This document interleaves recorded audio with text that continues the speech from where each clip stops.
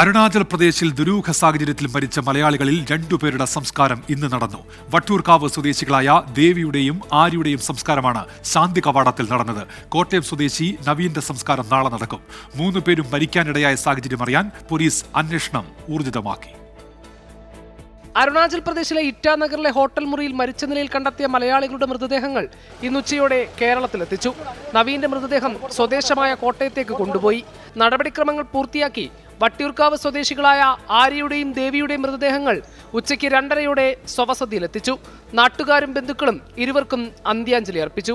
ദേവിയുടെയും ആര്യയുടെയും മൃതദേഹങ്ങൾ തൈക്കാട് ശാന്തി കവാടത്തിൽ വൈകിട്ടോടെ സംസ്കരിച്ചു.